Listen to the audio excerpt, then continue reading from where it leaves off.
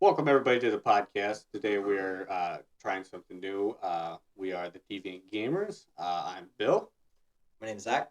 My name is Dakota. and we are going to be going over some games. Preferably, we're going to be doing the day before some controversies, some conflict, and all that's going on with the game. Concerns. We can't 100% disprove them, but we're going to do our best to kind of give our thoughts on what we're seeing in the wild on the internet. So, This game looks like a scam. I'm going to come right out and say it. It looks like these guys have fluffed themselves up to be something bigger than they are. But I think that either they have nothing done with the game, and they are just blowing it up out of the water, or something along those lines.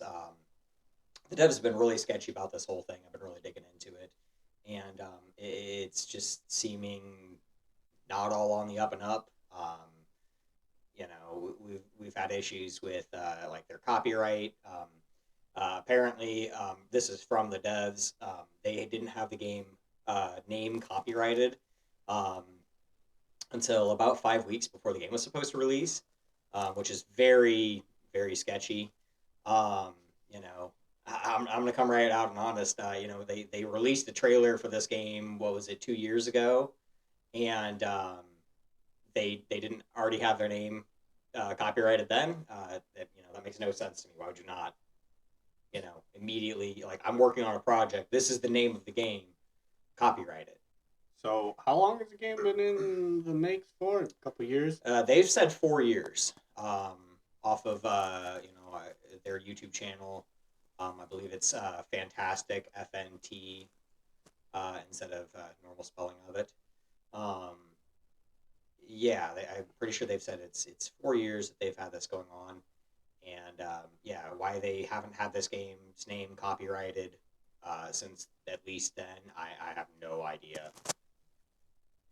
Now, did we ever get a name on the studio that? It's fantastic still. Oh, it's still fantastic. Yep. I believe they're somewhere out of Asia, somewhere over in that region. Um, yeah. Yeah, they I don't know the gameplay footage I seen. It kind of looked like it was running off the same engine as PUBG. I mean, it was almost the same kind of quality.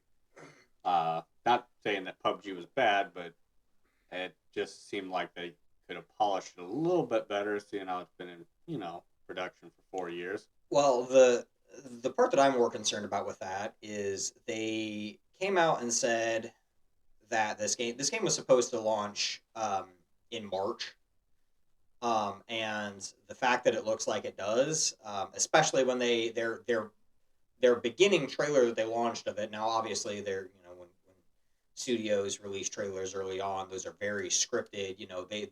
That's not typically um, actual gameplay that they use. They'll build a trailer, but usually they'll use the engine that they're going to use.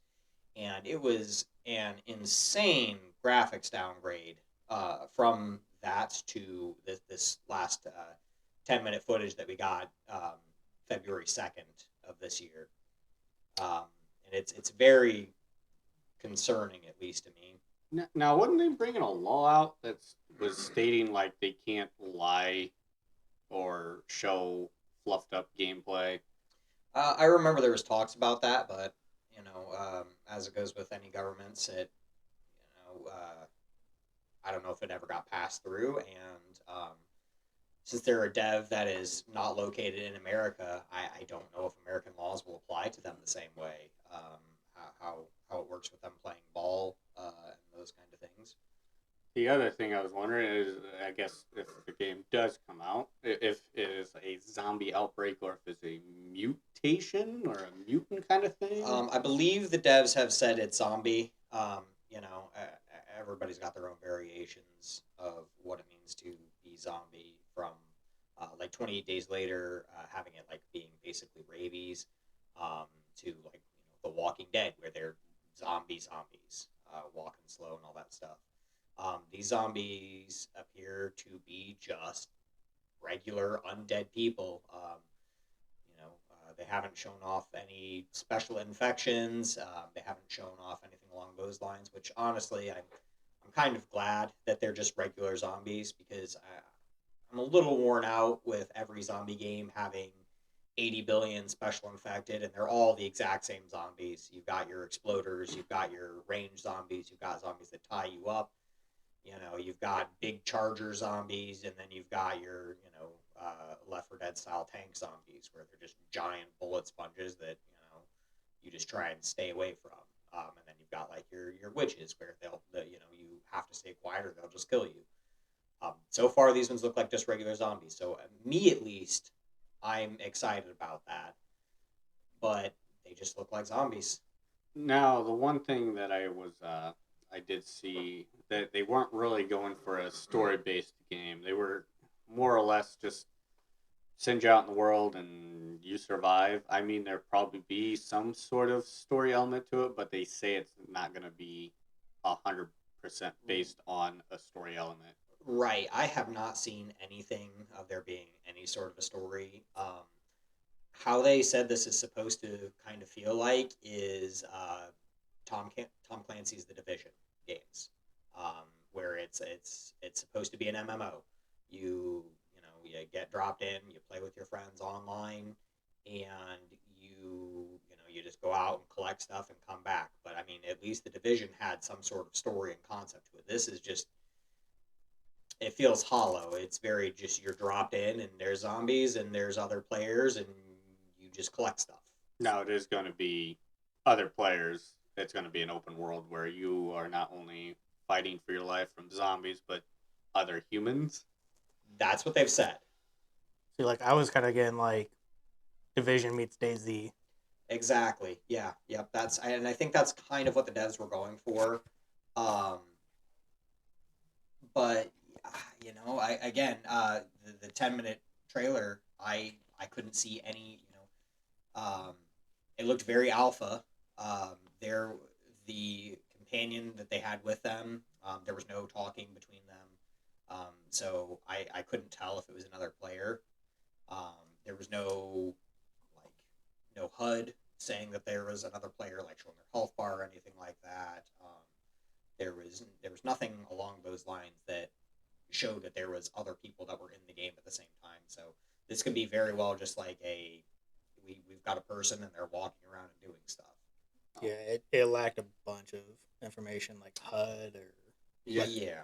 I was wondering if they were gonna watching the trailer. I mean, obviously you're not gonna see a whole lot, but I wonder if they're gonna try to take a Escape from Tarkov kind of.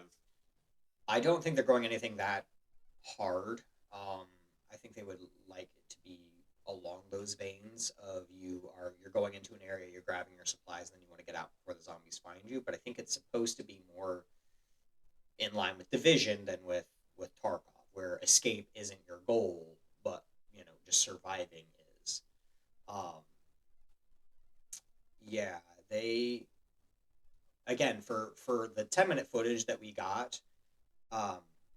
This game again is supposed to be released the 1st of March, and they were planning on, before they changed the date to November, they were planning on releasing this game still, and this was going to be the footage that they were going to show everybody until the copyright issue supposedly pushed it back.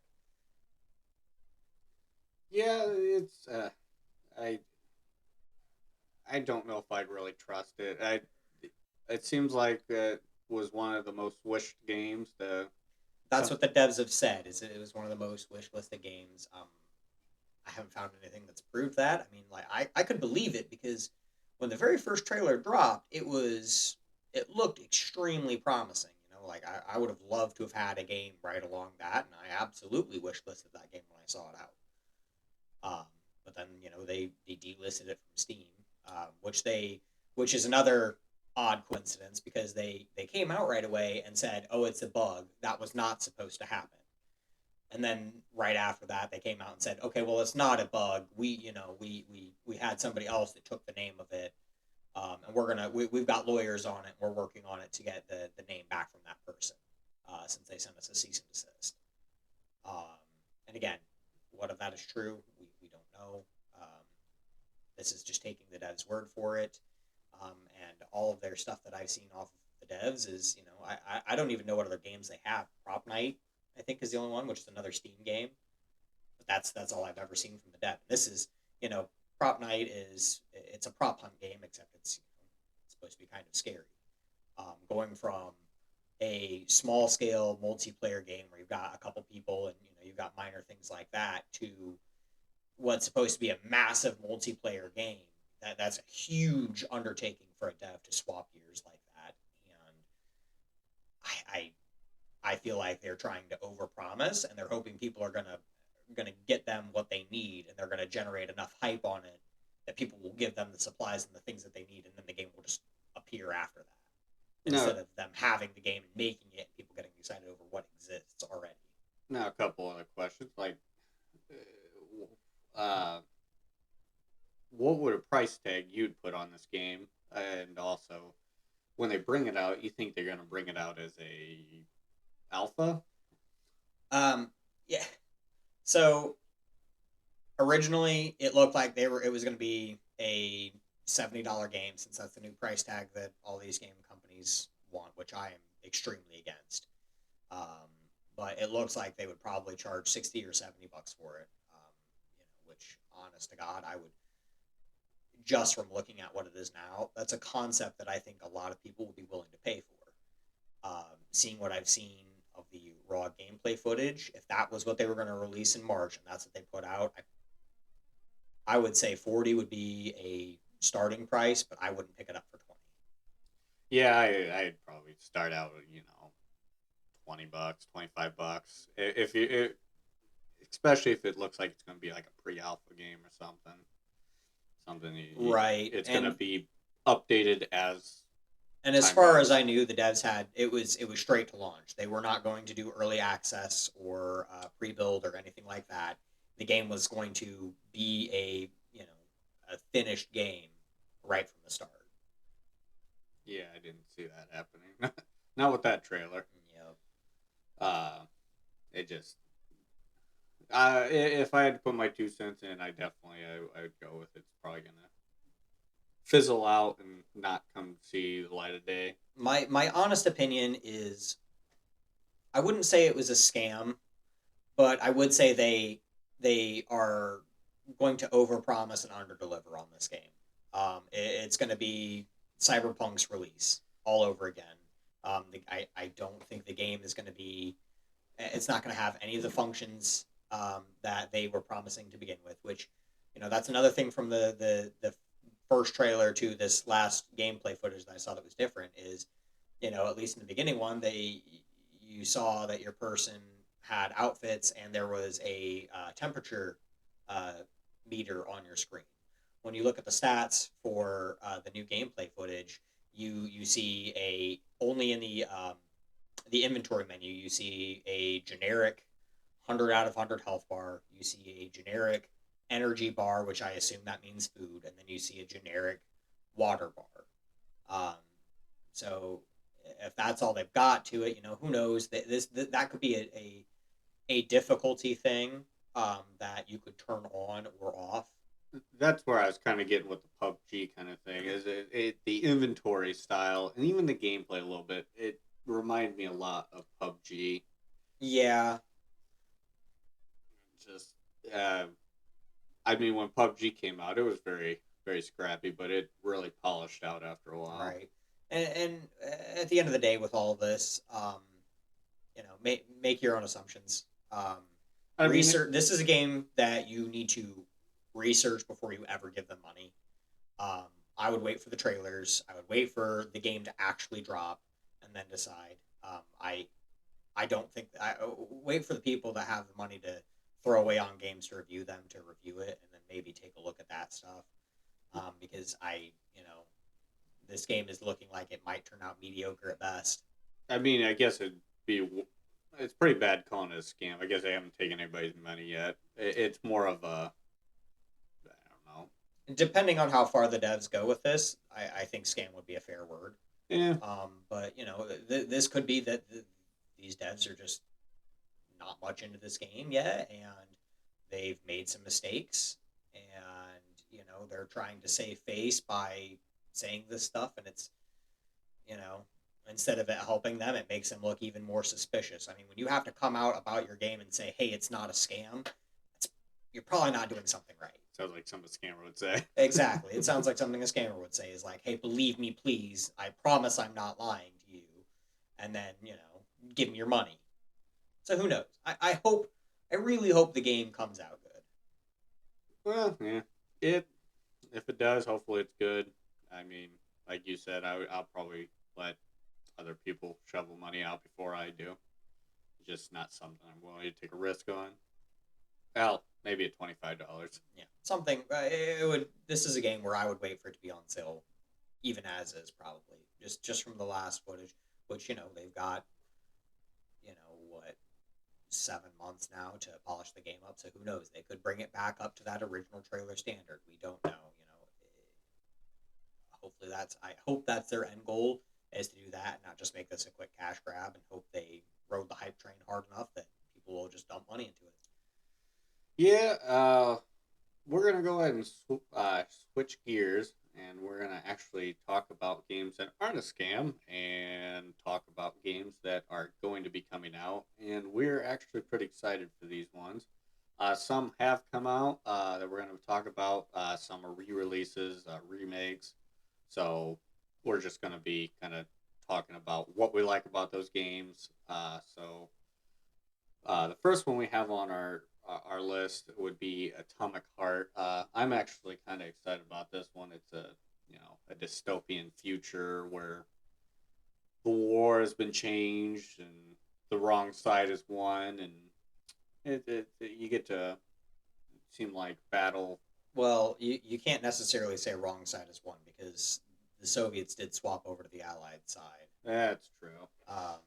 So alternate history. This is very BioShock. It is very BioShock. This is BioShock or a Fallout inspired thing where technology has advanced completely differently than how we currently are. Like Fallout, they didn't invent, I believe, the capacitor, so everything went atomic, instead of how we currently have a highly computer advanced RAN civilization. This feels like the same kind of vein, a odd shaped Russia, and I'm very excited to see where it goes. Yeah, I think it's going to be more of a slow build of horror instead of just like turn a corner and get the crap scared out of you because something jumped out at you. It seems like it's going to be more of a horror, psychological horror game. I mean, it'll have the horror base to it where you're worrying about what's going to be coming after you. But I feel like, yeah, supply wise, I feel like it's going to be like maybe more of a Resident Evil horror feel, where it's the tightness of supplies will get your heart pumping, and also I feel like the environmental storytelling, more along the lines of BioShock, where everything's kind of in ruins. Your person wakes up one day and the world has all completely changed, and what you thought is no longer right. And I feel like environment is going to be a huge impact on how the emotion works on this game. yeah, the environmental. Some of the enemies that I read that you're going to be taking on is biomechanical failures and also robotics.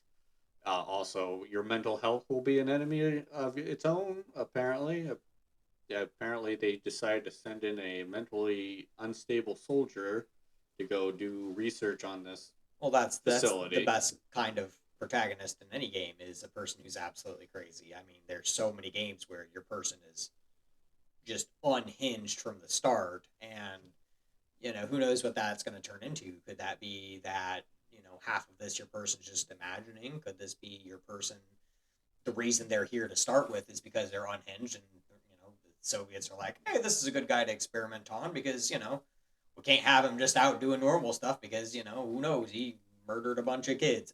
Again, this is all this is all guesswork here. Who Send knows? Send the crazy in. Exactly. Well, yeah, and again, is the person crazy before they get there, or is the person crazy from the events, or are they unrelated in any way? He fought in the war and is crazy from that, or who knows? Yeah, it'll definitely be a neat story to come across. It'll be coming out on all consoles except for the Switch. Because the Switch is, it's the Switch. You might as well be trying to play these games on a PSP. But I'll reserve my judgments after that. The Switch is a good console. I'm a little bit of a Nintendo fanboy. They've made fantastic games, but the Switch sucks. We'll be real honest. Especially when you got to pay $60 to get Skyrim. Yeah, I mean, it's a party console.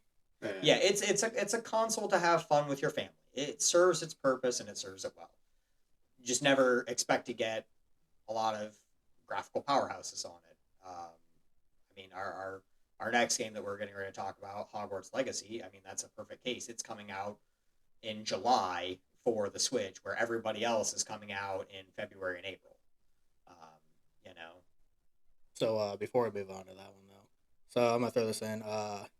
3 different editions: standard edition, gold edition, and premium edition for Atomic Heart.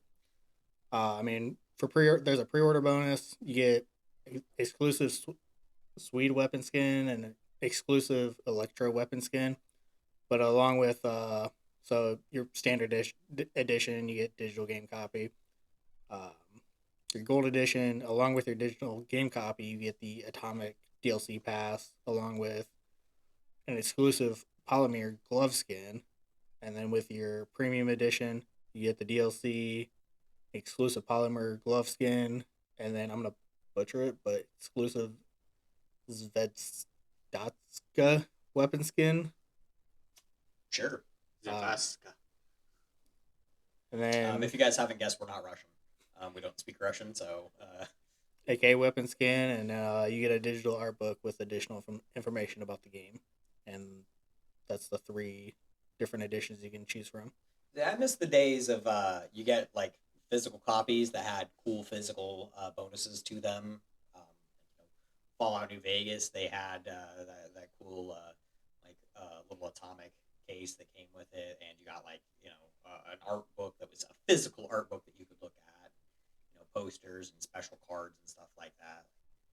I miss those eras. Yeah, I remember buying Black Ops 2, the cargo case, I think it was. You get an RC plane and all this other crap. Mm-hmm. And now it's like they expect you to spend $30 extra to have some weapon skins and some picture books. So you can have leopard print on your AK. Yeah. Which if you want to spend your money on that, you spend your money on that. That's fine. You do what you want to do. Just personal opinions here. You can be one of those kids that get beat because you take your mom's credit card and get a, I don't know, Fortnite dance and whatnot.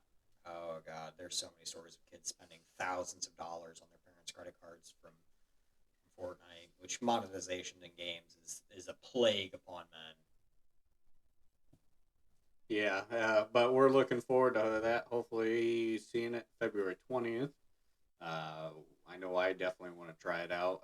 It's going to be a single-player game. It'll be some hack and slash and some sneaking elements. There will be some shooting, but like I said, it'll be scarce. So you probably have to be very diligent on how you use your ammo. But on our next pick, we got Hogwarts Legacy, like you said earlier. I know a couple of us are excited for it. It looks very well made, and I would think people that are behind it, it should be well made.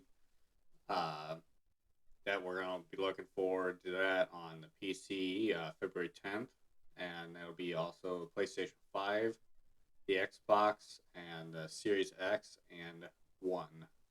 Oh, sorry, X and S, and the E1. The reason we're looking forward to that is it seems like a open world game where you get to truly experience the Hogwarts and get to You don't get to just see it in the movie; you get to actually experience it yourself. Uh, don't know what house you'll get, but you know, it's your choice. Which I wonder how I wonder how they're going to do that. I don't know if they've announced it. If you guys have seen yet, how house selection works. Is it going to be like you just get to pick, or is it going to be it's going to ask you a bunch of questions, So the and then pick throw 'em you in hat. there? there's, from what I understand, there's two different options. You can either just choose the house you want, or if you go on to, I believe it's Wizarding World, like .com, you can take a quiz, get sorted, and then you go from there. Yeah, the other things you look forward to, and that is you there'll be some casting of spells. Obviously, you're a wizard or a witch, whatever you choose. You'll get to explore the Forbidden Forest and land outside of the Hogwarts school. You'll come against dark wizards, trolls, and you'll also get to train mystical beasts. Right. I saw something about your supposed first enemies, and it's going to be there's a goblin rebellion, goblin uprising, something along those lines. I don't quite know, but yeah, I mean, obviously the big bad's going to end up being evil wizards, and there's going to be some greater plot. Well, from what I understand, it's pretty much a moral based game where you can choose your path, whether you want to go good or whether you want to go evil. Really? Oh, that's just like one of the games we're also going to be talking about, Fable. But So it's or like, wait, no, wasn't it only one that had the moral compass? Um, so they all had moral compasses. They all worked differently, though. Fable 4 hopefully does it closest to how Fable 1 did it. Um, Somebody forgot to mute their phone like an absolute idiot, but that's fine. Um, yeah. Good moral systems are very hard to get right. Um, who can say what's moral and just, especially depending on the time, the situation. It usually comes down to societies and stuff like that. And this game is supposed to take place. When was it that this game happens? It's before the Harry Potter main series. So Harry Potter itself takes place. The book itself takes place between 91 and 98. But the game is actually going to be taking place way before that in the 1800s. It'll be an open world RPG. Uh, it, it looks really good, well polished. Apparently, I mean, obviously, with every main character that you play as, you hold the key to threatens that you know something about you getting. I don't know. You've got some sort of power, or you're stereotypical chosen one for some reason. Yeah, it just it comes down to you being a threat to the higher ups. from what I understand, I mean, I kind of get the, like, it reminds me of like Until Dawn in a way where it's like your choices impact the game. Yeah. Now that I'm also wondering if they're going to turn this into, like we were talking about on Days Gone, if it's going to be a online game where Talking Days Gone or Day Before. day Those are two before separate games. day before where do you interact with other students that are actual other players, or is this just all you doing the story yourself? This is a single player game, fully single player, but you do interact with other students that are in there. So yeah, this game it's completely you. You play it all by yourself. But from what I've heard, big influences on the story happen from doing side quests, helping other players. Well, not other players. My bad. Helping other NPCs. I've heard those will drastically change how the story shapes, depending on who you help, who you don't help, things along those lines. Which that might tie back into the morality system, which again I know nothing about. This game wasn't really one of my top picks. My wife is a huge Harry Potter nerd, so she's going to be the one that's all into it, and I'll hear it from her how she likes it. But Yeah, I've never been a huge fan of the Harry Potter series. They're okay, but um, I've got other things I'm more interested in. Yeah, I'll really tell you how much I know about Harry Potter or even the Hogwarts universe at all.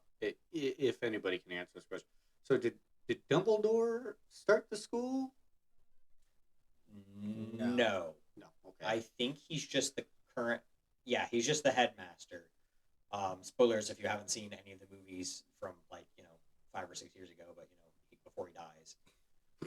Um, yeah, because I think even in the other movies, he is not even the dean yet. He's Are just you a referring dude. to The Mystical Fan- Beasts. Fanta- Yeah, Fantastic yeah, Beasts. Yeah, which he wasn't really in it until he's mentioned in like the second one, but he wasn't in it until like the third. right. Which he's not tied to the school at all in that one, is he? I thought he was just a guy. I haven't watched it yet. So. I haven't seen any of them either. They're all just a guy. Yeah, well, I mean, here's the thing. I watched the the main movies, but I just was not interested in the prequels. They had nothing for me. They all looked not the greatest. But that's just my personal opinion again. Yeah, it definitely looks. I'm not a Harry Potter fan, but the game looks really good, so I definitely want to try playing it. Now, as far as regarding like recent controversy, or I guess really their only issue that they've had so far is there was an issue where Warner Brothers apparently canceled a bunch of pre-orders just out of nowhere. Really? No, I haven't heard anything about that. Again, I'm not going to keep too up to date on this game because I don't really know too much about it. But that's It wasn't necessarily anything like Warner Brothers was like canceling the game or pushing it. It Mhm. just they just bug canceled. in their system or something. They claim they said it wasn't a bug, but You Why get would they? you get a forced refund. pretty much what they were saying was like if your pre-order got canceled, just pre-order it. I wonder if they thought they had inflated numbers and they force canceled a bunch of like maybe suspicious accounts or something like that, where they, who knows how that stuff works. Yeah, the numbers could be, I don't know. Yeah, they could have got worried, maybe bots or something buying it, and they're like, we gotta pull this back out and put it back in so people we Right. know actually are buying it. Well, speaking of games that have been yanked around and stuff like that, Dead Island 2. Um, that's going to be an exciting one. I was a pretty big fan of the first one. Um, that game is shaping up. It's actually technically the third one in the series, but I think they're making Riptide a part two. Yeah, I for some reason I was thinking Riptide was the first one. Uh, I don't even. Was it just Dead It Island? was just Dead Island It was just Dead Island. Yep. Dead Island, and then Riptide happened. Um, after the events of the first game, it's immediately after, and it's the exact same characters. It's literally it's the same engine. Almost everything is the same. The weapons all feel the same. The gameplay is the exact same. I never got really big into it because I didn't quite care for it. Now, Dead Island and Dying Light, are they supposed to be the same universe, or are they two totally different things?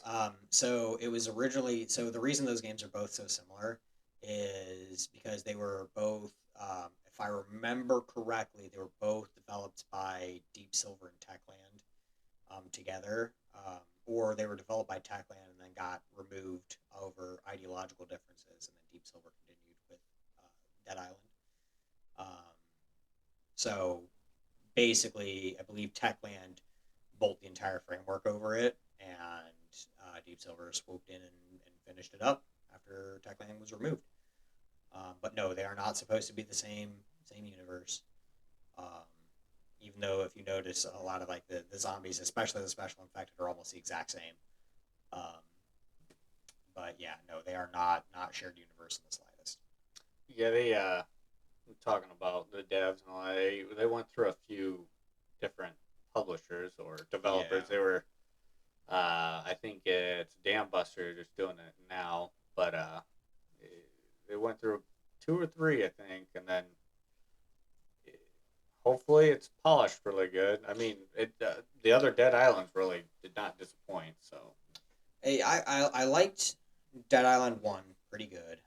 Dead Island Riptide, I was hoping that they were going to clean up the game a little bit over the previous Dead Island, but it was the exact same game to me. So, who knows? now, Dead Island one took place in Australia, I think. I honestly, I couldn't tell you. I think it was a made up place. Oh, It was, I think, a chain of islands. and then Riptide also At was the exact same the same location. place, Same yeah. location, same characters, everything was the exact same. And now they're moving Dead Island 2 to Los Angeles. I think that's what I read. Yes, Los Angeles. Yep. Is I don't know if they're gonna do all of Los Angeles, or if they're gonna do kind of like a Dead Rising 3, where you have just so far you can go because it's quarantine zoned or something.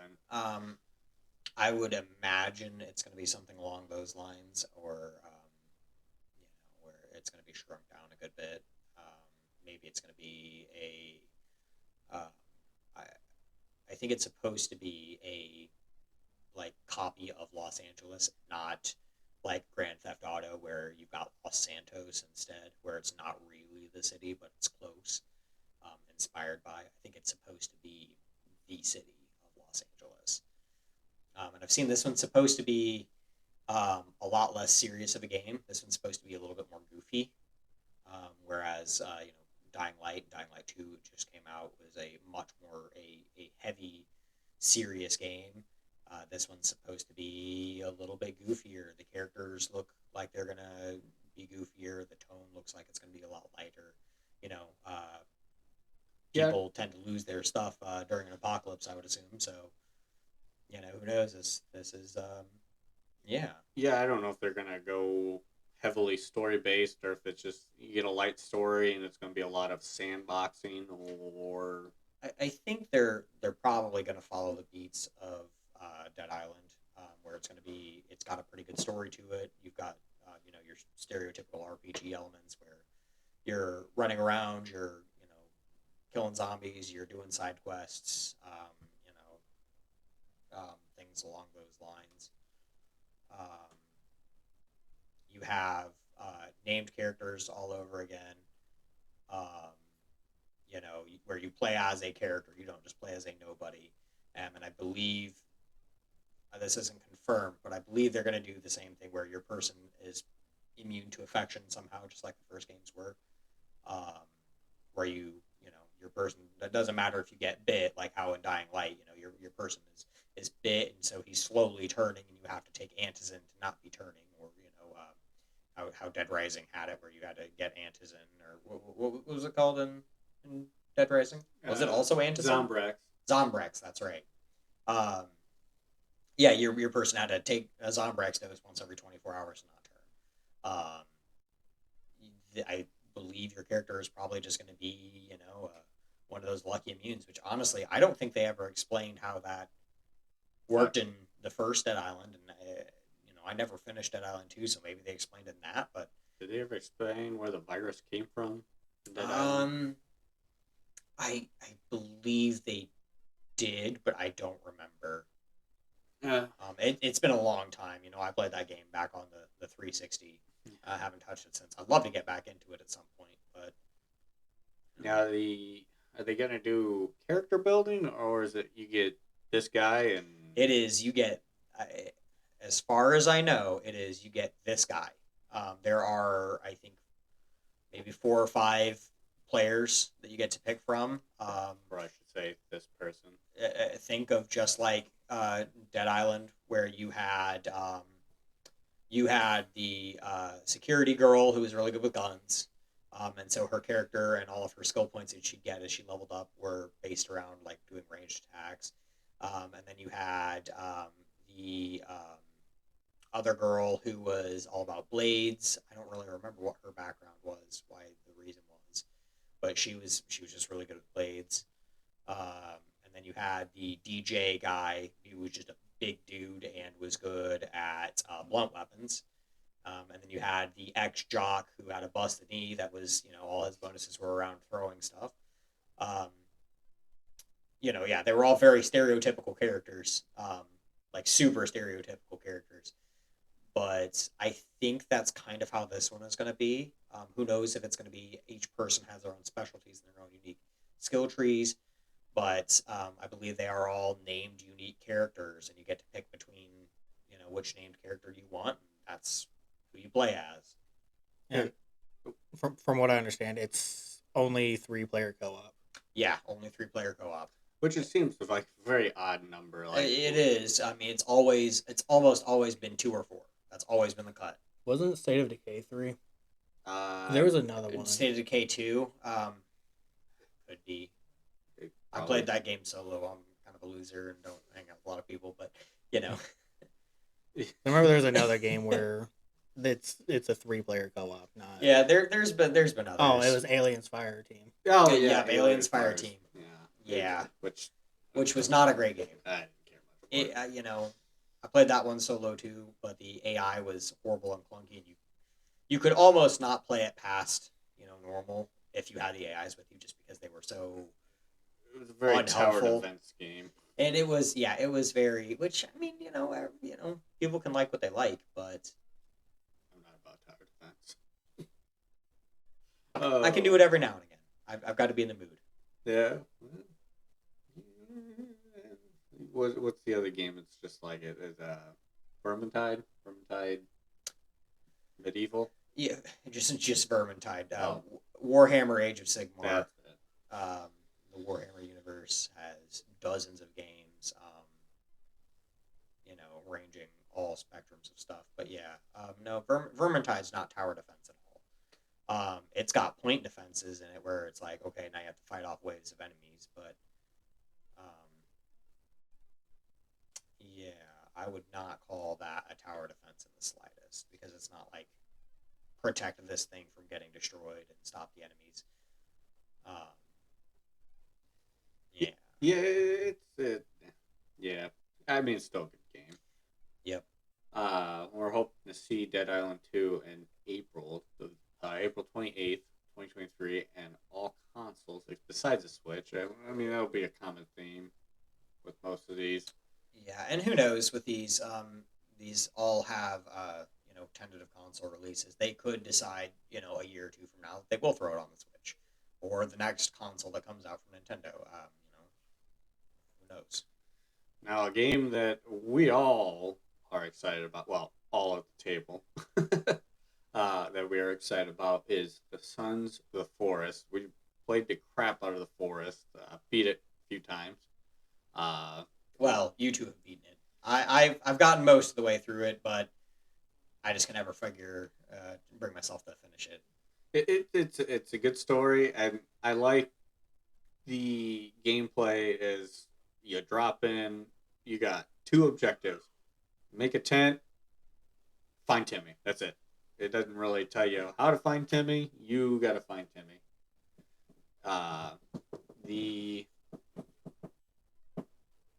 The best part about it is just, I mean, it's all hack and slash. There's no, I mean, I think there's a little stealth to it. I mean, there's definitely stealth to it. It's a crafting experience too. Yeah, and then it's very environmental based. I hope that they're going to keep a lot of that in Sons of Forest, which it looks like it is, and a really polished crafting system out too. The enemies look like they're going to be way worse. I mean, you're not going to just have cannibals. You're going to have mutants. And the other nice thing is, even when you're playing with other people, you get an AI that can kind of do those mundane acts where you don't want to go collect wood. You don't want to collect this. You just tell them to go collect it, and you go off and do whatever you're going to do. It doesn't.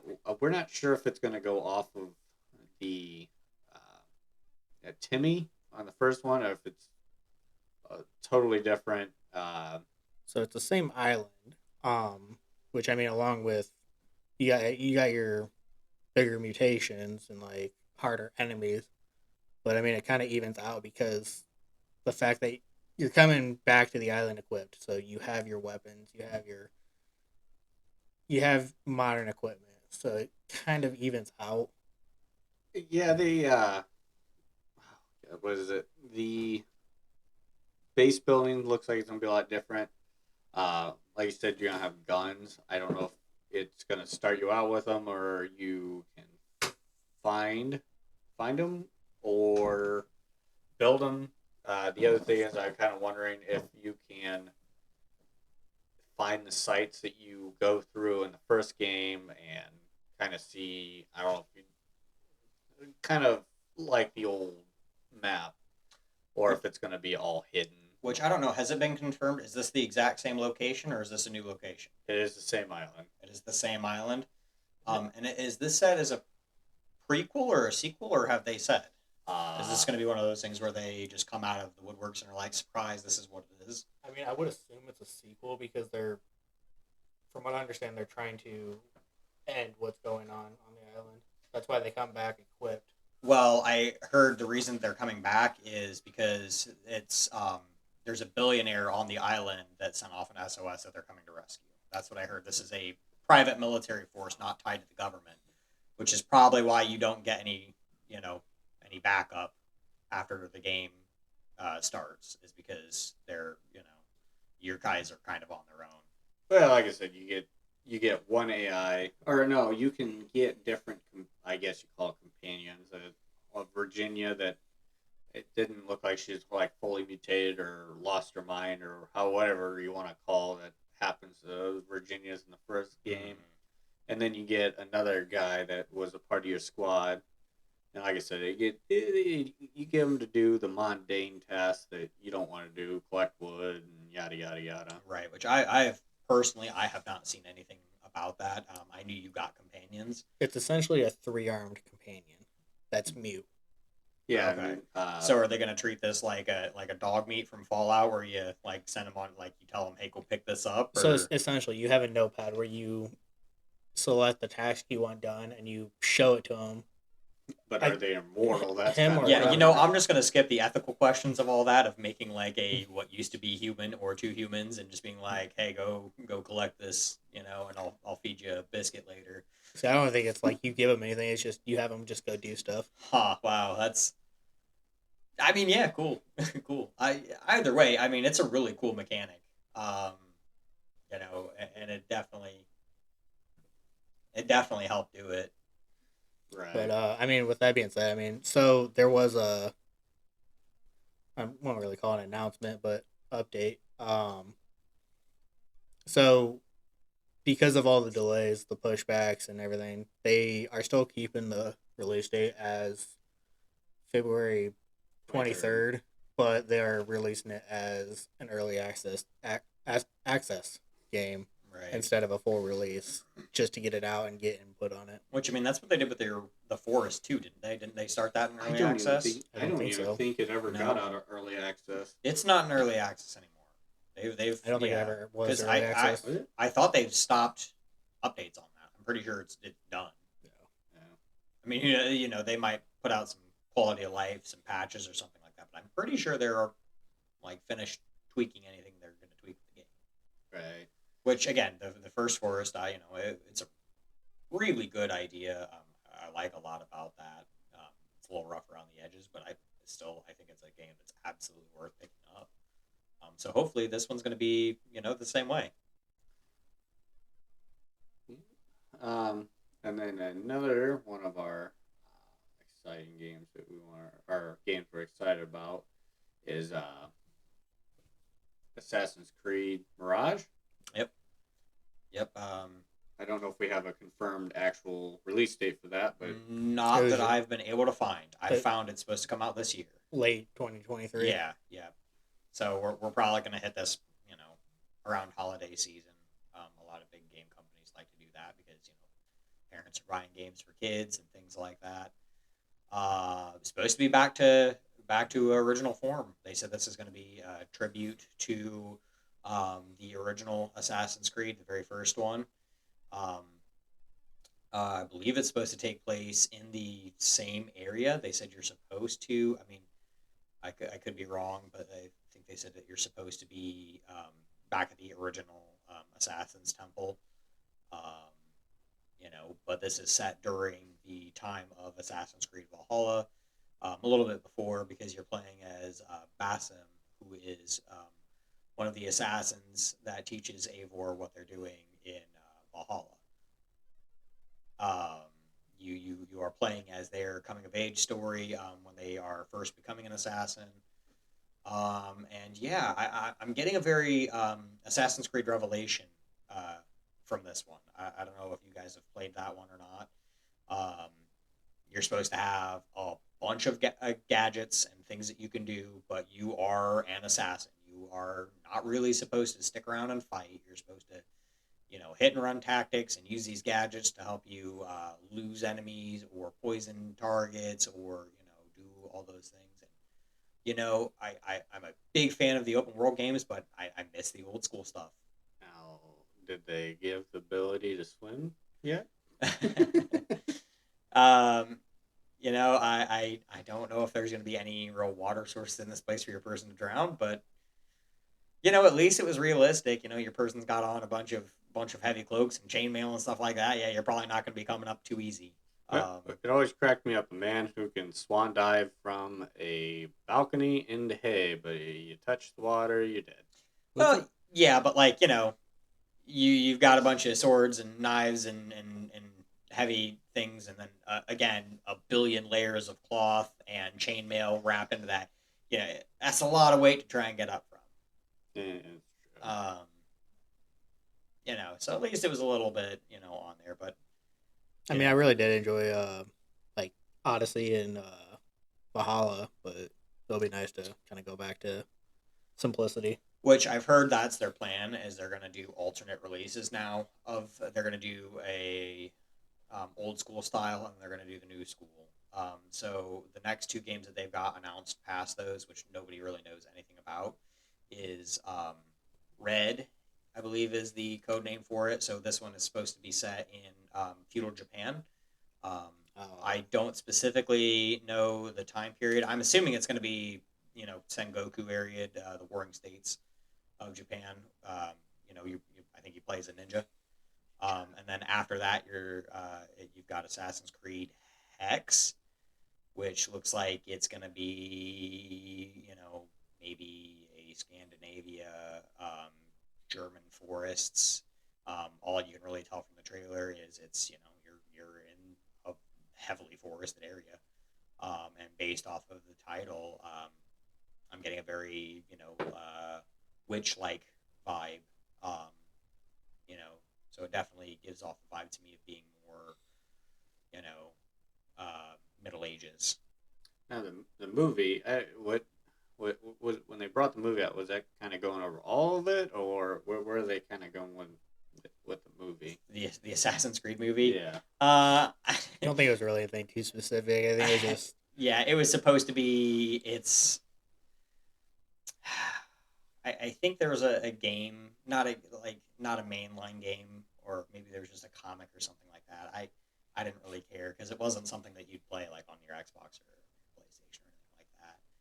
But yeah, it was kind of its own thing, and it was another video game adaptation movie that the people who made it just didn't give two craps about the game and didn't pay attention besides a cursory glance. And they're like, oh yeah, Animus, that's a thing.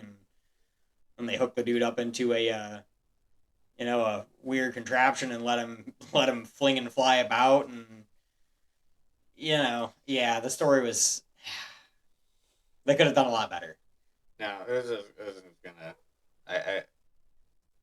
The Assassin's Creed series, I always thought they were a PlayStation exclusive, but I guess No, absolutely not. Yeah, I guess not. I'm an Xbox person, but I always thought it was a PlayStation exclusive. Well, the original Assassin's Creeds, I don't really think those were your types of games either because they're They're so methodical. You cannot get into combat at all. Um, I mean, you can, but your chances of dying is really high, especially earlier on. And then on top of that, your whole combat thing is counter because you can't fight. Like if you try and just like swing at the guys, they'll typically block your shot and they'll just kill you. I But mean, I've always been a big fan of like the stealth games. I have like, too. I love stealth games. between like Assassin's Creed, Hitman. Dishonored. I Dishonored's one of my favorites. I mean, I'm into stealth games. I like, you know, sniper elite kind of stuff. But you know, when it's, But yours are proactive stealth games, not you know. I think if I remember, I forget which Hitman it was, but I remember going through a cornfield and garroting everybody. You know, pulling them into the cornfield and God, I think that was Blood Money. taking them to the wood chipper. Yes, I remember. I specifically remember watching you spend an hour trying to slowly murder everybody in the entire area, and by God, you did it. You did it right in front of other people, and somehow they didn't notice you. I remember it was so awful trying to watch that. It was funny though. I forgot how to disguise yourself or hide or whatever through the game, so everyone just died. Yep. I just shot everybody. Yep, I remember that. I didn't have a lot of points at the end. So I wouldn't call that stealth. You played a stealth game, but I don't know if I'd call it stealth. Leroy Jenkins, everything. But no, like kind of back to Assassin's Creed. I mean, it is available for pre-order, but there's no dates. No definite date. It just says come in 2023, probably holidays. Are they gonna try to sell you with the packages also? It's Assassin's Ubisoft. Elite. It's Ubisoft, of course they are. They're gonna have a $150 edition that gives you basically nothing else besides maybe a season pass. You get a So you got your standard edition, which is the game. You got your deluxe edition, which is game, and then you got your deluxe pack, which it unlocks a Prince of Persia inspired outfit, eagle and mount skins, weapons and more, digital collectibles, like digital art book, soundtrack. And then they have a collector's case, which is also available on the digital edition. pay $100 and you can get your assassin 1,000 count red robe or whatever you want to call it. Look, if they sent me a real life Assassin's 1,000 count red robe, I'm not gonna complain too hard. It does include physical content such as the same figurine, kind of perched on a ledge kind of deal. Yeah, I saw that. That looked pretty cool. Steelbook case. So that is under just the physical edition. Steelbook case, soundtrack, art book, map, and collectible brooch.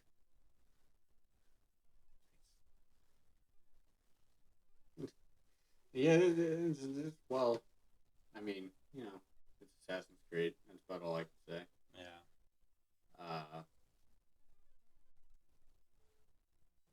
But some of the other, I mean, we could dive into some of the remakes we're kind of looking forward to.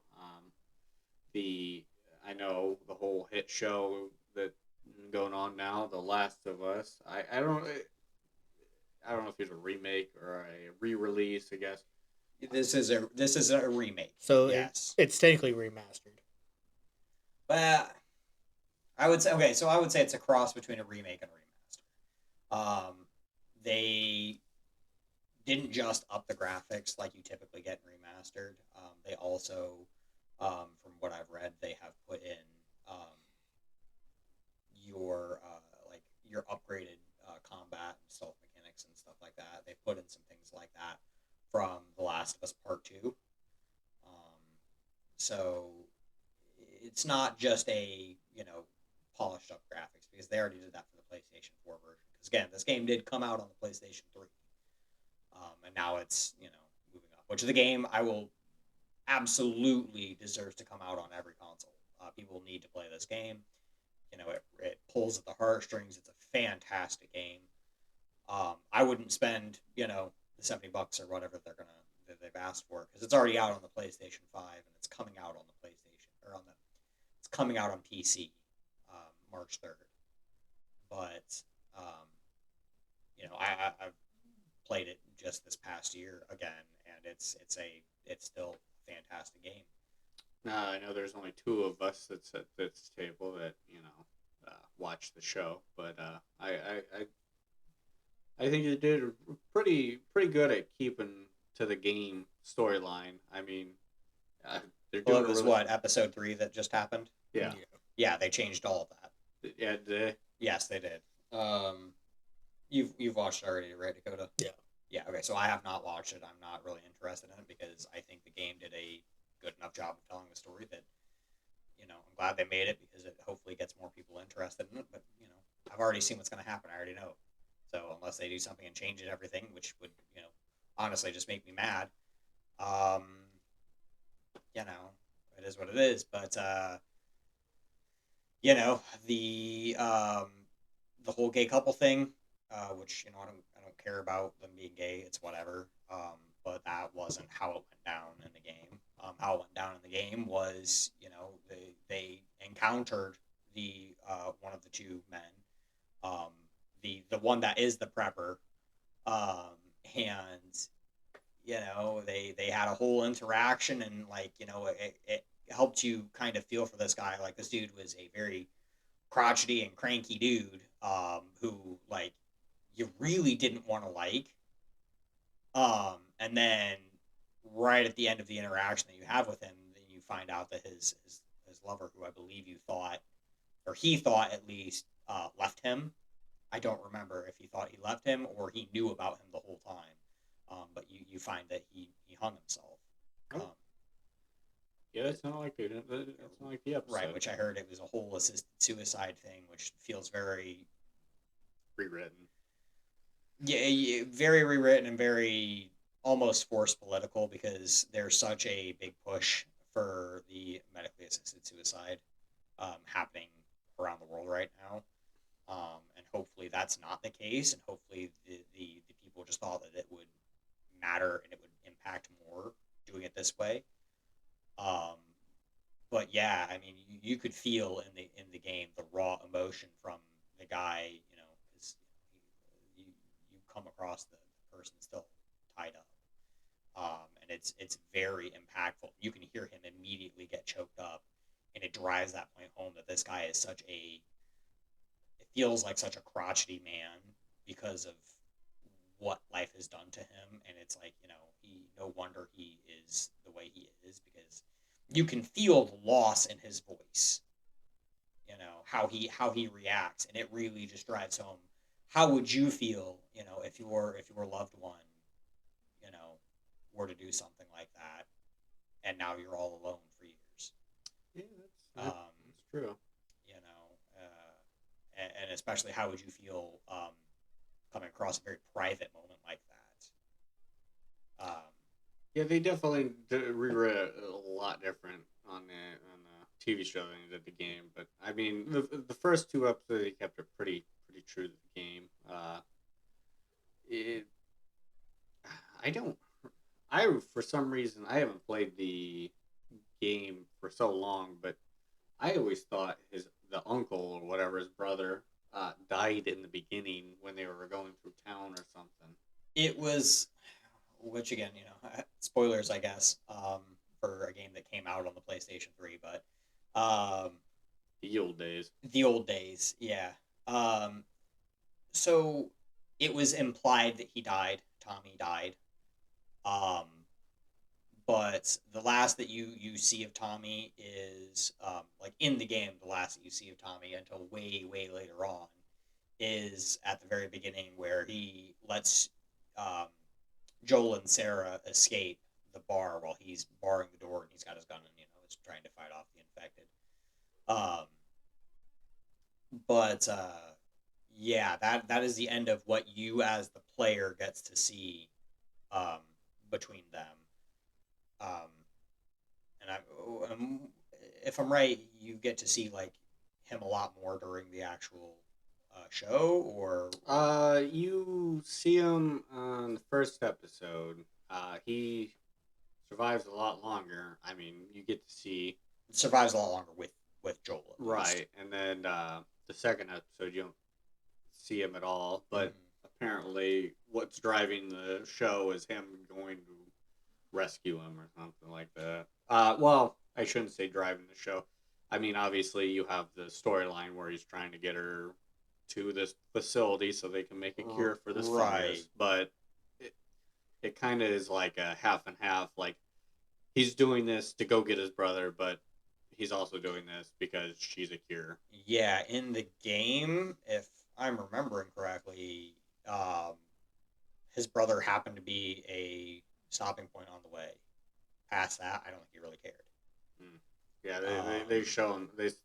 He's worried about him in the show. Yeah, not at all in the game.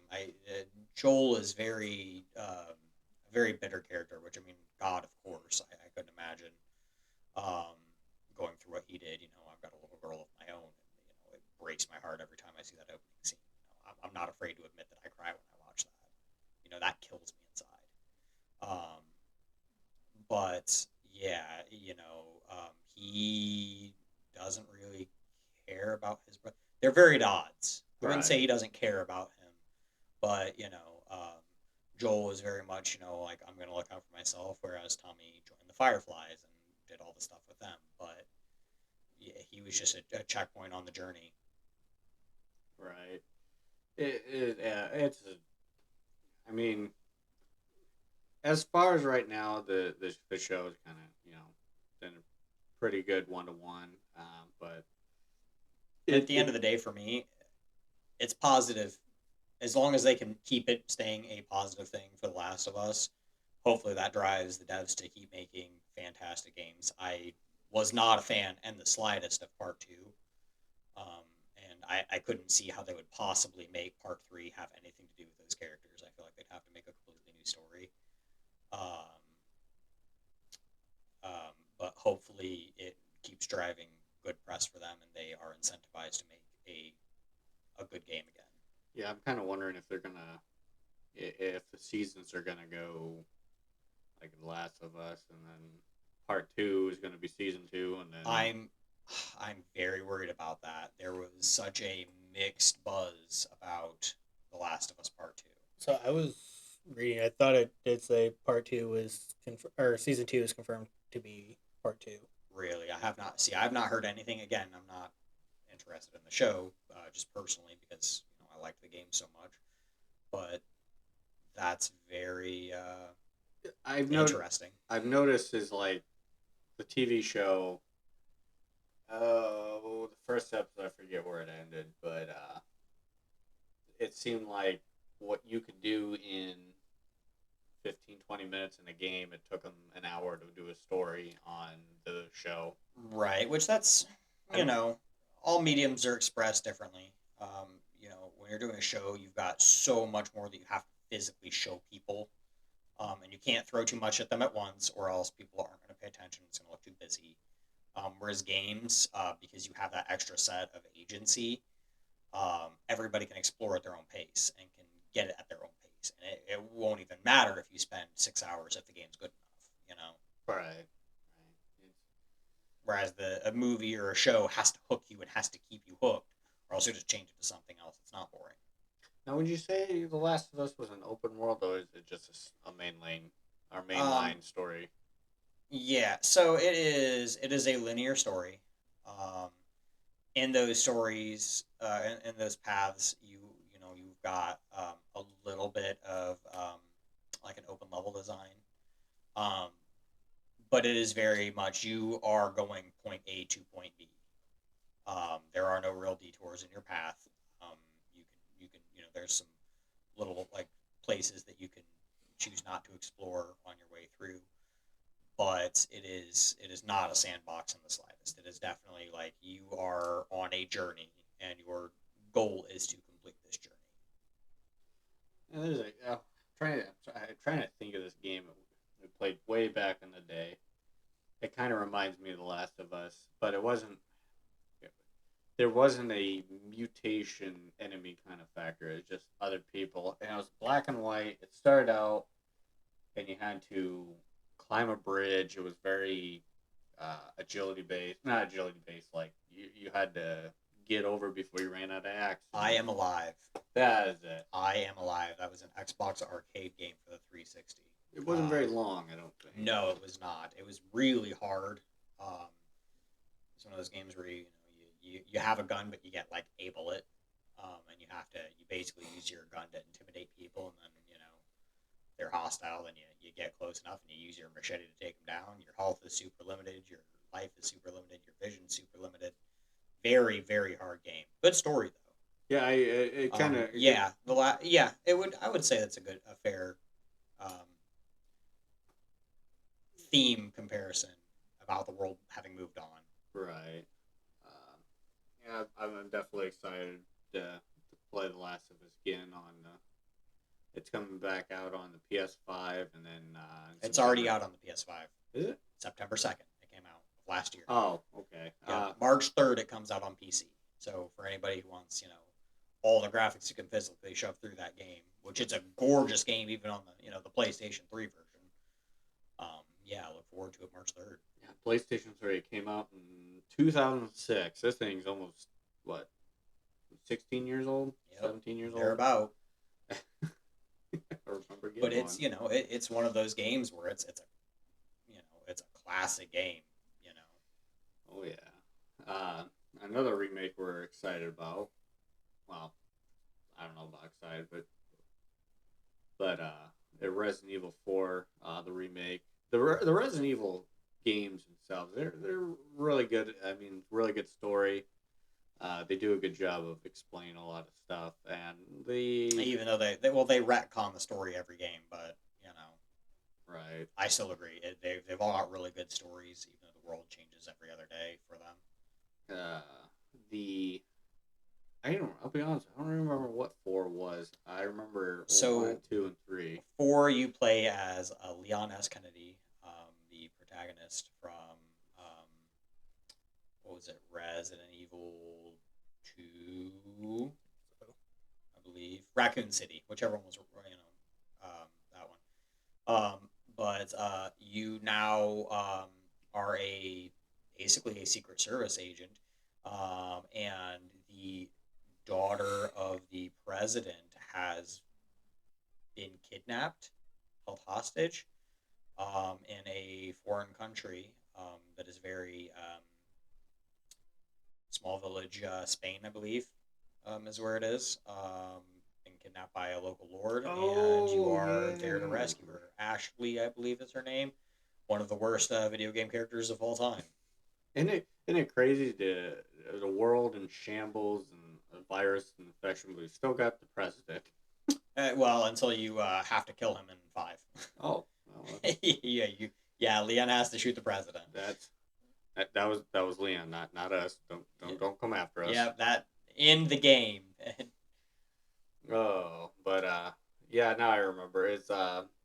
It's like a village or whatever, and it's You start off in a village, and then you move into the local lord's castle at the back half of the game. And it's the villagers are kind of like normal people, but they are infected with this. The Las Plagas Yeah. parasite. Yep.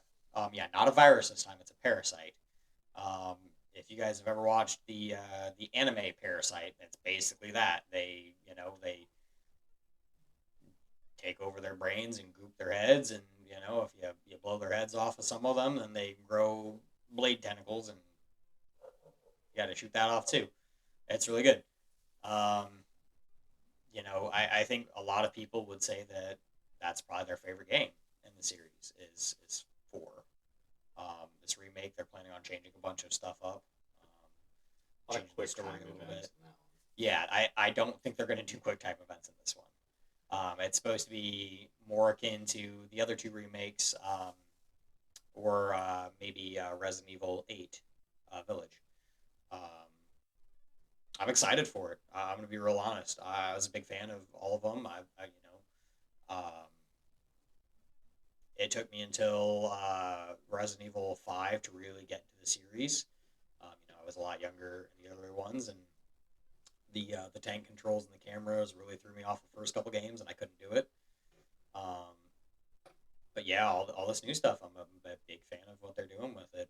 Even if the story gets really goofy and convoluted, it's good games. I think on 6 the co-op on it is excellent. It's one of 2 games that you can do co-op on. 5 and 6, yep. and it does a really good job on the co-op. Gives you a It's lot of fun. freedom. It's fun. I've heard other people say this, but it's a video game ass video game. It is very, you know, you're Now, playing a game. It feels good. now, the only thing I never liked about the Resident Evil games, they kind of made you feel defenseless. You can't jump over a block that's an inch tall. That was one of Yeah, the things that kind of infuriated me about the game. But yeah. Which, I mean, they're pretty on rail games. They don't really want you to do a lot of backtracking. That's not right, go grab this item and then go back through this hallway later with this item. They don't want you doing a bunch of running around. They want you to feel defenseless and claustrophobic. They want this to be intimidating, very intimidating. And it does what it needs to. right. Now another game. Uh, I'll be honest with you. I've never been a big fan of them, but they're neat. Would be Final Fantasy. Would be 16 coming out in June, 22nd, 2023, PS5. Now that one is a PlayStation exclusive. This isn't one it? is for right now. This one is PlayStation exclusive, yes. Which I'm a little upset about. I was really excited they released 15 on the Xbox, and the PC. I'm kind of upset that this is only PlayStation, but who knows? This might be, they give it a year and then they're going to release it on PC. This one looks, this one looks really good. I'm going to be honest. Graphics look incredible, which they almost always look incredible. This one gives off much more of a medieval vibe. It looks like the combat is a lot quicker. Everything Now looks is it going to be turn based? no, not turn based at all. Nope, nope. They have moved away from the turn based formula. Turn based is not. Turn based has become a much more niche genre. I wouldn't say turn based was ever the most popular, but it was the standard thing to do for RPGs and JRPGs was turn based. But now people are more into the live action, the quick response, and all that stuff. But this one, I believe it'll have tactical pausing, which will kind of bring back elements of turn based, where you basically stop combat. You tell person A to do this, person B to do this, person C to do this, and then you get to pick what you want to do. And then when you unpause it, everybody's things fire off at once. Final Fantasy 15 did that, which that's one of those things where you can take it or leave it. You don't have to use it, but it can come in handy. Um, yeah, I mean, I'm really excited about it. I believe they're going to go with a very a deeper story in this one, and it's supposed to be a more dark fantasy feel to it. I like I said, I'm not a big fan of the game, but what was the beginning story to begin with anyway? So, almost every Final Fantasy is a complete unique game. They're all different. They all take place in different worlds, different universes. None of them really have anything to do with each other. Besides, The name. there's fantasy. Yeah. Yep. Oh, okay. Well, then, that's neat.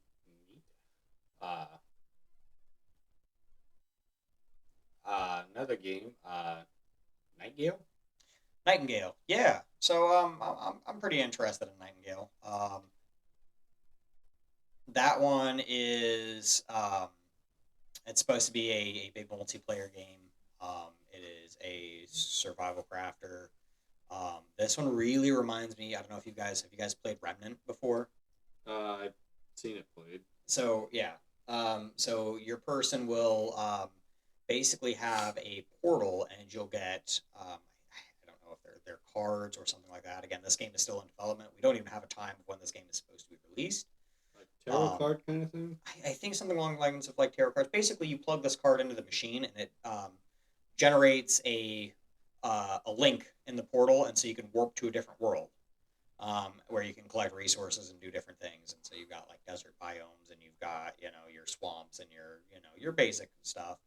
But it's got a very steampunk vibe to it. Um, your person's got guns. Everybody's dressed kind of Victorian era style. And yeah, I believe you're a part of some sort of, I don't know, some special agency or whatever. And yeah, your goal is to basically explore the world and do things. not too much is known about it, at least by me past that. But this game looks like it's going to be a great game to play with friends. Now it definitely looks like you're gonna have environmental enemies. Oh yeah, yep. Everybody, each environment you go to is probably going to have unique guys. It's going to be interesting. Yeah. Again, no release date for that one yet. They have got a website where you can sign up for a newsletter and play demos when they drop that. It's not a guaranteed thing if you'll be able to be a part of the beta, but you can sign up for a chance to try the game out early and see what you think of it. It does look like it is only currently PC only right now. I believe so. I believe it's only going to be PC, but who knows? They may have plans way down the road to do something else. But yeah, I think it's going to be pretty much Steam and Epic. No, say Epic is you're gonna have to download the Epic. I guess. I mean, if you buy it on Epic, you're going to have the Epic Game Launcher installed. Just like Steam, you have to have Steam installed to get Steam for everything. Yeah. I mean, hey, but Steam is it's really come around from the old days, and it's stuff. Back in the day when you go to Walmart and buy a CD and put it in a disc drive and you play it from the CD. Yeah, I don't think there's going to be a physical copy of this one.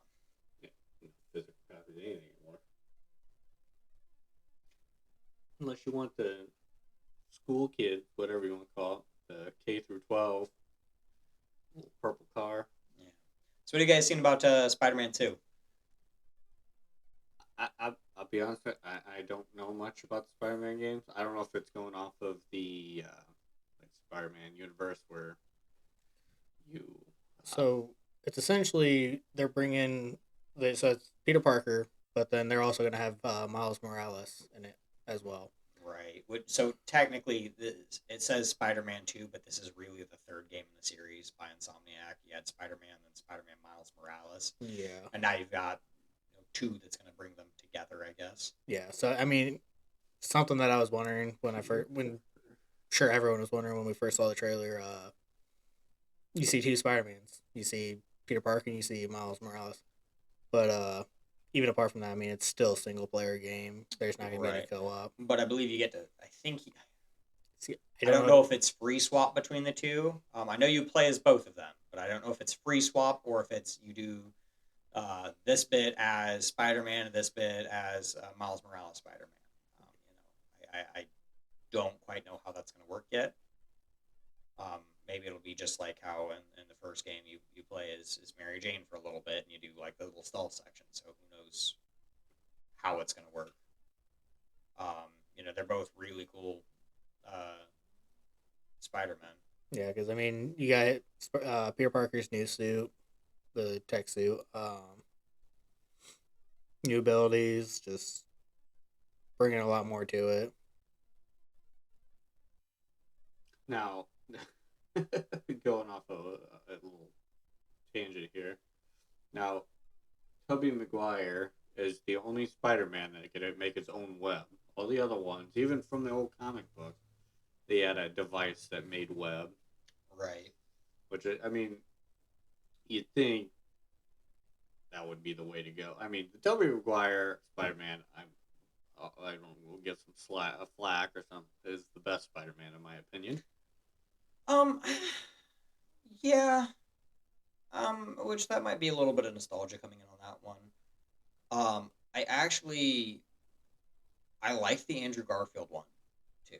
I'm not a big fan of the Tom Holland Spider-Man, because he comes across as, like, a baby spider, and a little kind of an idiot, and it's whiny, and I don't really care for him. He's okay, but it's like, he's so not an independent Spider-Man.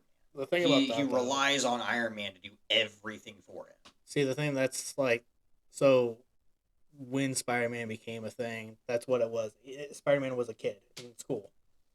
And that's what it was. That's what Stan Lee created it to be. Right. Yeah. He started, but he didn't have Iron Man make all of his gadgets for it. He didn't have somebody to hold his hand and tell him he was being a bad kid. Yeah. You know, Bad boy. he wasn't. Spider-Man's main concern wasn't trying to impress a girl and get a date. I'm not even talking about how annoying Mary Jane is in that one. She's such a bad Mary Jane. Which I'm gonna come right out and say Tobey Maguire Mary Jane still worse because God, what a self-righteous.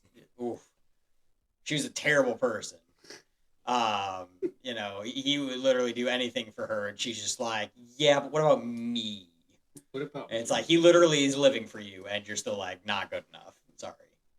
Um, I think the Andrew Garfield when they had Gwen Stacy, and it was the best, partner for them. But yeah, um, I mean that's me. That was a hell of a side tangent. Oh, I mean, No, no.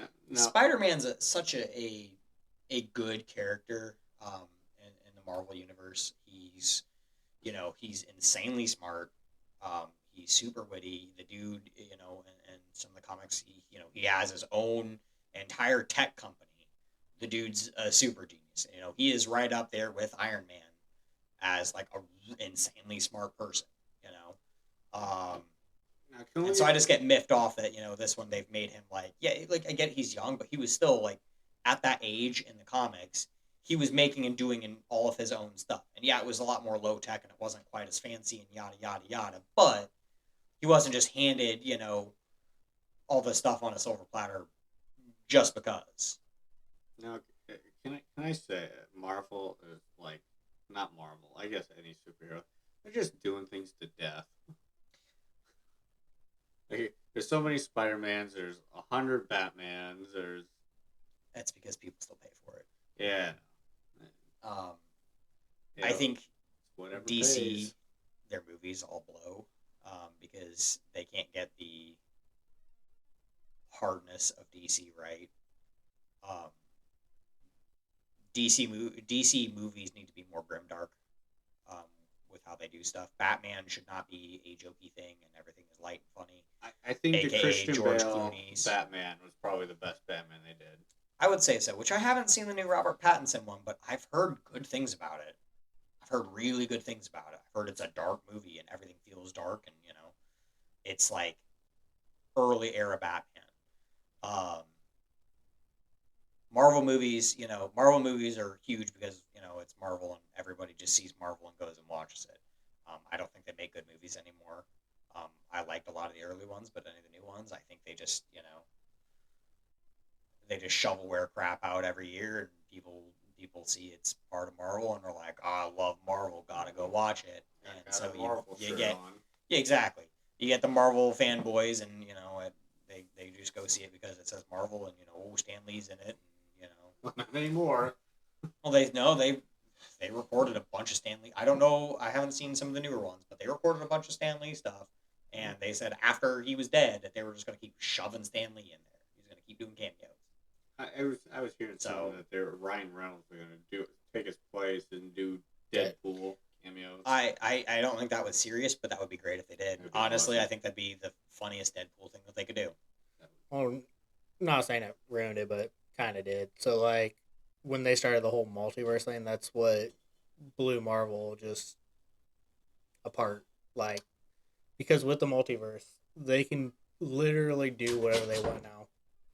Like, they can just bring whoever they want back from the dead. They could replace the character with Right. a multiverse character, The Ultimate Iron Man or whatever. What was it? What's superior Iron Man. Superior Iron Man? Oh well, it's a woman now, isn't it? No. It's Tom Cruise. Oh, So are you serious? It hasn't happened yet. I haven't seen anything about any of this, so I don't know. It was rumored that in Doctor Strange, the Multiverse of Madness. multiverse of madness. Uh-huh. Tom Cruise was supposed to be in the Superior Six as superior, or not Superior Six, but essentially the Marvel Illuminati. Right. Yeah. As Superior Iron Man, but it didn't happen. Okay. I was gonna say I had seen something. Ironheart might be a thing soon. I can't remember what her name is. I didn't watch most of the comics, but She was a girl that Tony Stark kind of found and took on under his wing, and he had a huge bout of alcoholism and basically fell off and stopped being Iron Man, and she kind of took his place for a long time. Well, the rumor now is, and it was a rumor from a while ago, but pretty much they're going to bring Tony Stark back as Iron Man because something to do with the Soul Stone. Well, he carried the show. That's why. That's Pretty why much. he's coming back. Is because That's all. As soon it as- was as- the hand dancing.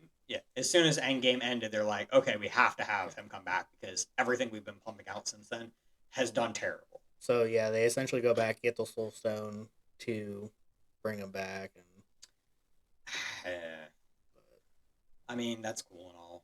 I mean, yeah, Robert Downey Jr. is Iron Man. I don't know if you guys have you guys seen Robert Downey Jr. since he's become vegan. Yeah, vegan. Ooh, buddy, looks he rough, looks rough.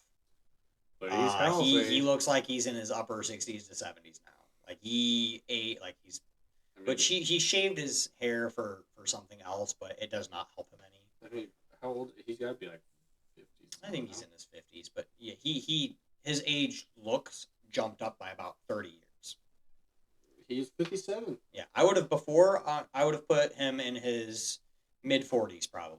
Yeah. But I mean, yeah, after if you this got- vegan thing, he's Got the money to look good, so I mean, yeah, you he looks kind of like a scrotum. I'm not gonna lie. know. I don't know if that's safe for podcast, but yeah, If you made it this far, then Scrotum Downey Jr. Scrotum that sure. We're gonna get an angry letter. So, anyways, next game. Next game on the roster would be System Shock. I think it's a remake. Yeah, remake, spiritual successor, whatever you want to call it. So the original System Shock came out forever ago. It was a very early game, but it was one of the first pioneers for like the RPG sci-fi genre. The whole point of this is you are on a derelict space station, and an AI has gone rogue, and this is not what everybody hears of AI when they're talking about like video game AI or like your Open Chat GPT and all that crap. This is sentience AI instead of virtual intelligence AI. This thing can think for itself, it can feel for itself, it can do all that stuff for itself. But it's been corrupted, and basically it gets split personality disorder and decides that all organic life needs to die. And it has corrupted everybody on the space station and made them all horrific cyborg monstrosity things. And so basically you're like the only living person left on the space station. It's a fantastic game. It deserves a remake. I'm insanely excited for it. It comes out in March. Is that the game where somebody beat it by just talking to the AI and letting them go or something like that? I don't know if you can do that in this one. You might be thinking of the original Fallout where you can talk the bad guy into killing himself. Maybe it was. But yes, it's in the same era of the original Fallout. It was a first person shooter back when first person shooters were very rough to play and very rudimentary. Talking about first person shooters, they brought GoldenEye back out? Yep, GoldenEye for it's on Xbox now. I don't know if it came out on any other consoles, maybe Switch, I could see that. but it's on Game Pass. So if you guys want to try it out, I've heard it's really good. I heard they cleaned it up just a little bit. I'm excited to play it with 2 joysticks. Yeah, yep. I've heard you can play it just like a regular modern day FPS now, which is exciting. Nice and sweet. Another first-person shooter game that's coming out we're excited about is called Void Train. I don't know how to describe this game. It's trippy. Yeah, so you're in the void, and you're on a train. You're cutting through time. Or Yeah, something. time, space. Nobody quite knows what. but you basically have like a zip wire grappling hook thing, and you zip around and you grab stuff out of the environments. It's a survival kind of crafting base building game where your train is the base, and you got void monsters and stuff to deal with, and you're trying to collect resources and a whole bunch of other junk. So it's essentially the same concept as Raft, but on a train. Yeah. I mean, Raft is a really good comparison, except instead of the endless ocean, you're on a space train, void train. Yeah, void train, not space train, void train. Time train. Because I don't think you've got to worry about like oxygen or anything like that. I don't. Food, from what food I've seen, maybe, no. but yeah, you're gonna grapple out, grab materials, and zip back to the train, and you got guns and stuff, and yeah. Yeah, it definitely looks interesting. It's one of those games that I'm definitely looking forward to trying. Yep, it's another one of those like it's a game that's gonna be really fun to play with a group of friends for sure. I don't know if there's an actual end goal to it or if it's just I believe as of right now it's unknown. so play it until you're bored. Yep. Game comes out sometime in 2023. There's no hard date yet, so the devs might change and throw a story in, or maybe they won't. I honestly have no clue on this one. I don't even think they've got it announced if it's coming out in early access or if it's just straight launching. I know there's some. Obviously the bigger YouTubers and whatnot, they have probably an early access code or something. Some of them get them, yeah, early Steam And keys and such. From what I've seen, it looks really good. I mean, even if it's pre-release, it looks really good. Mhm. Well taken care of. Graphics of it reminds me of Satisfactory, almost. Oh yeah, yeah. Yep, I would say graphics wise, it looks like Satisfactory. Gameplay wise, it might be a little bit closer to Breath Edge or something along those lines, What's that? where you've got your full 3D motion. It's Jesus, I can't think of it now. The guy gets parachuting and all that. The guy that gets what? He can parachute and whatnot. He's supposed to be Mr. Badass. Now I With the scorpion and stuff. yeah. Yep. Good lord, what is that? Just Cause. Just Cause. Just Cause. It kind of reminds me of Just Cause. Maybe with how the grappling works, maybe a little bit like that. It is first person instead of third person though. That's a key difference. Oh man, And no ground. and no ground. You can fly into the endless void. I think there's a way.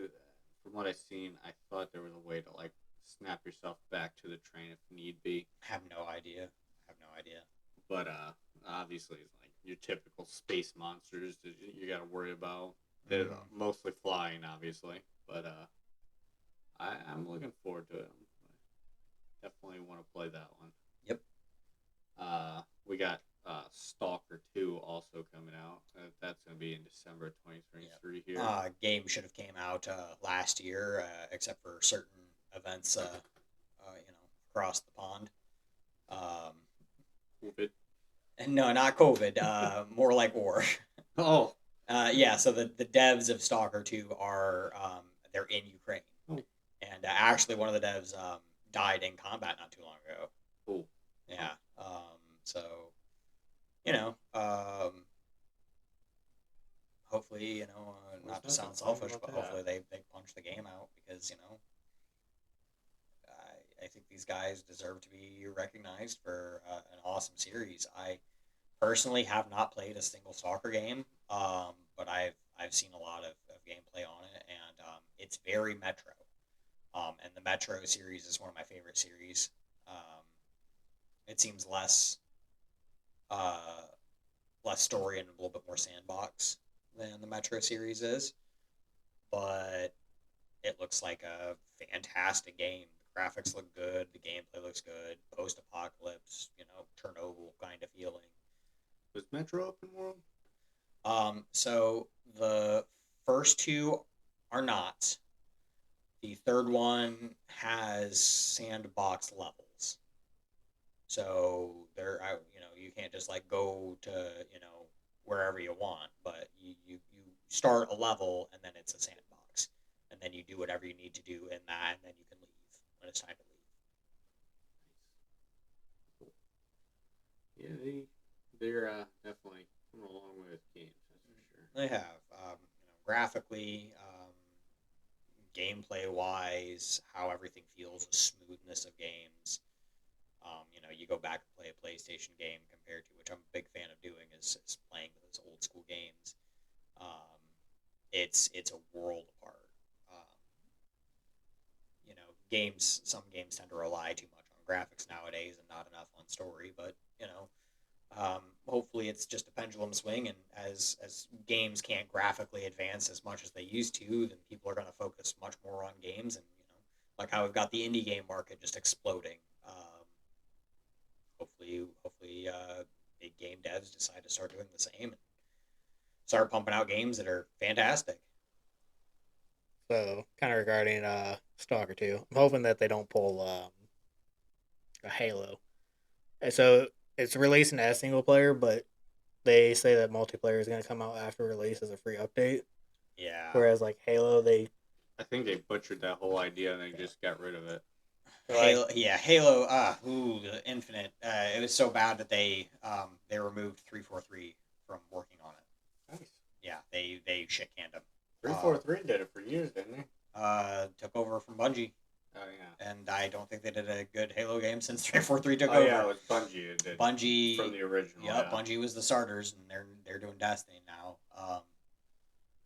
I think 343 kind of screwed the pooch. It's Halo, so they're all pretty decent games, but yeah. I'm not kind of blanking. I'm trying to think what else games 343 made. I think that's it. Is it? I personally, I mean, I don't know, but I think 343 has only done Halo games, which those are massive games that take years and years to do. So I'm assuming that's probably it, just Halo. Yeah. I think they were made to take over Halo after Bungie left Microsoft. Yeah, they really, screwed the pooch on that one, didn't they? Yeah, Microsoft definitely did. Oh, but some games we're looking forward to. We haven't got release dates or. Yep, we've got these games. We don't have times. There's no windows. In the next couple of years, we've got like basically concepts and a trailer. One that looks kind of neat is Blight Survival. Yep. Medieval meets zombies. It's kind of seems like it's going to be. I'm guessing you'll probably have crossbows, but it'll be a lot of close combat. Yeah. Kinda. I've seen the trailer for it had the person using a bow. And there's different armor, and I think you kind of loot armor as you go. I think they said it's supposed to be a roguelike. Who knows what that entails? If that means your person dies and you lose everything, or if that means nobody knows really anything about this game besides it's knights and zombies. And I wonder if they're going to do open world or if it's going to be you can do traps. I think it looks like they're going to try and do a bit of an open world. Who knows how big the map is going to be, but Right. I'm very excited for it. The other one's Atlas Fallen. Final Fantasy esque kind of desert world. Yep. The trailer for this shows them, like these guys are, they're like sand magicians. You watch them slide down a hill and they're controlling sand and they're moving super fast and they literally form the sand into, giant blades and they're fighting monsters and stuff like that also look like they're made out of sand. Prince Persia. Yeah. I mean, honestly, yeah. It looks like kind of like Final Fantasy and Prince of Persia had a baby. That's a good way of putting it. That's just from the stuff that I see. It's very interesting. Now I know Armored Core is your game. Yes, I'm a huge Armored Core fan. I'm so glad to see that they're putting one out. When was the last one that came out? Armored Core 5 came out a long time ago. I think it was the 360 era still. But obviously these are the devs that have made 2012. Yeah. Yeah, so these are the devs behind Elden Ring and all of the other From Software games. Fantastic game devs. And from what they've said from this, they're going to make it, um, you know, in the vein of, but not making it a Souls like. So it's not like your person dies and you lose your stuff and then you've got to respawn and get your souls or whatever. It's going to be just like the old Armor Cores, except with the more modern takes. And it looks fantastic just from the trailer I've seen. Now the Armor Core is just like Final Fantasy. Every game's its own, or or is it No, linear? they all have linear is not the right word. They all take place during different chunks of time, but they're all in the same universe. Um, the original games. There is like a rebellion on Earth between like Earth and a bunch of major companies, which is kind of the same thing throughout all of them. Is there's these super massive conglomerates. Think if Amazon ended up owning a country is basically what happens in this. But they all end up going to war with each other, and they've got giant mechs, and they fight each other.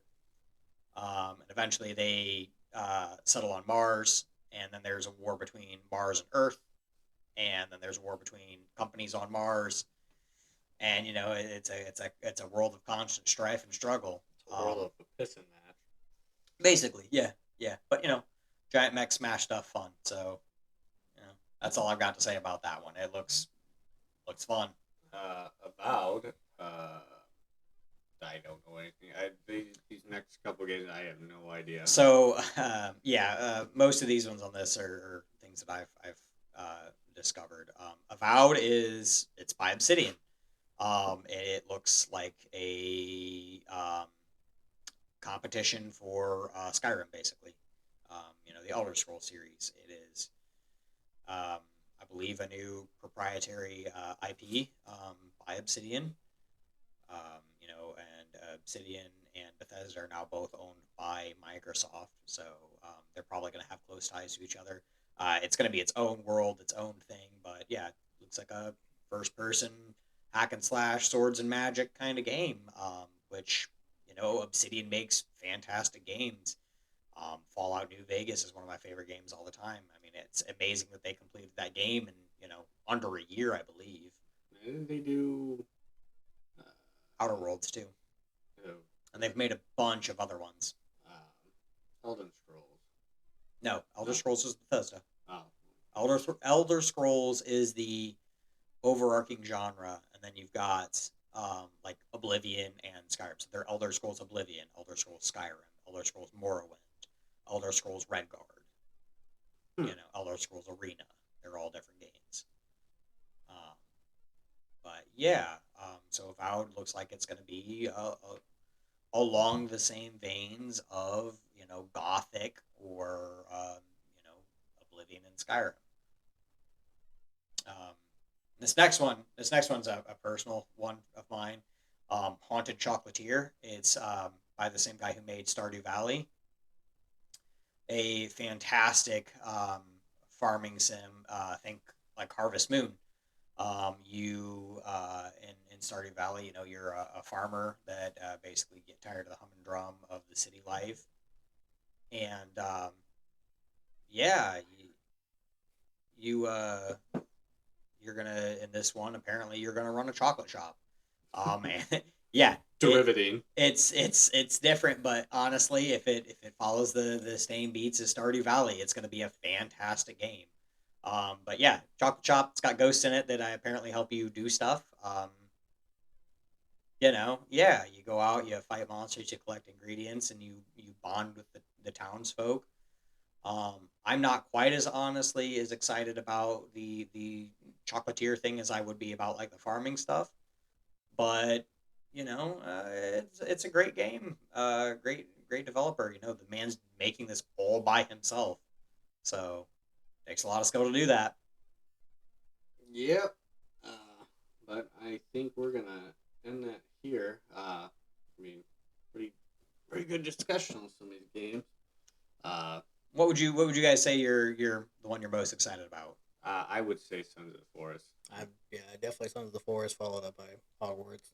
Yeah, the Hogwarts Legacy is my. I would say Sons of the Forest and then Hogwarts Legacy. I would honestly, I would probably say Atomic Heart or maybe Stalker 2. Um, I'm a huge fan of like the more single player experience. But yeah. Anyways, there's a whole bunch of games coming out. This looks like this is going to be an insanely good year for video games. Um, Hopefully, we get some real dead ringers. Our plan is once these games come out, then we're gonna play them and meet back here and hopefully talk about them. And hopefully, these games come out like we hope, and they turn out really good. But not a scam game. Yeah, maybe hopefully day before is not. Which when that comes out, we're gonna have to talk about that. Hopefully, that game stays out of the news for all the bad reasons. And we just hear stuff about their fixing it, and they get their issues straightened out, and it turns out to be just a bunch of drama for no reason. Yep. You got anything to add? I mean, just feedback, input, what you want to hear. Yeah. I mean, this one was kind of mainly about video games, but I mean, gonna be going over quite a bit of different stuff over this. Yeah, if you want to hear about anything or want us to talk about anything, let us know, and we will try to do our best to make it a topic of conversation. Yep. So yeah, again, my name's Zach. I'm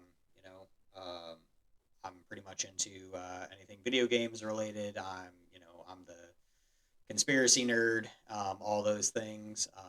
Wide range of topics excite me. So yeah, absolutely. Make sure you guys reach out to us with anything that you would like to see us talk about. And again, I'm Bill. I wouldn't say I'm too much of a gamer, but you know what? I'll put a keyboard and a mouse in front of me, and I'll play for hours. So, but I'm more of the action, sometimes stealth, not well, and I like the survival and base building kind of games. Yeah, I'm Dakota.